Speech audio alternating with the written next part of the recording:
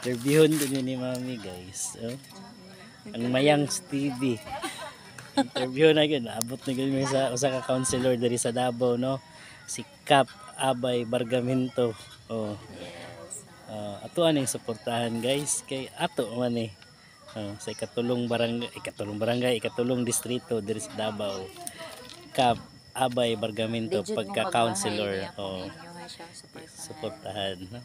Kay butan gid siya kay may siyang tao. Dako galing natabang sa mga. There's no such thing as butan di ay kay kanang pag kag butan ng isa ka tao kanang murag ma-manipulate nimo siya.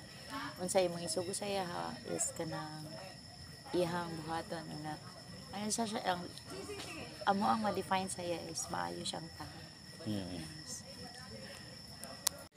Kanon sa daw mi. Nga wala dire. Dali ma'am, sulod mo.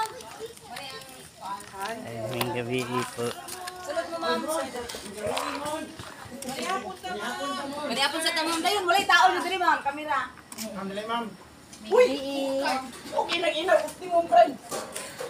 May gabi. Sulod mo sa'yo. kaon sa mo ni hapon sa. Gabi. Hapon sa. Igibyo ko ba? Gabi. Ay Kap, may gabi ka. Nga po na mo. Po, thank you. Mamat pa niyo.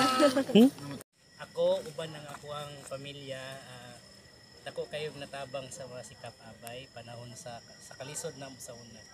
Karon nagapangayo kami og nagapanghinuktok sa inyong kasing-kasing na atuwa kining butuhan no, kay maayo gining tao. Dili jud ka. Dili gid mo pasagdan. Sama namo na wala siya kailan namo.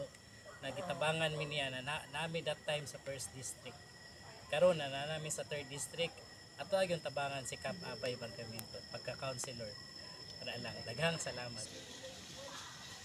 Tinita sa bag-o kay sigurado ang serbisyo, Cap Abay Bargamento, numero 4 sa balota.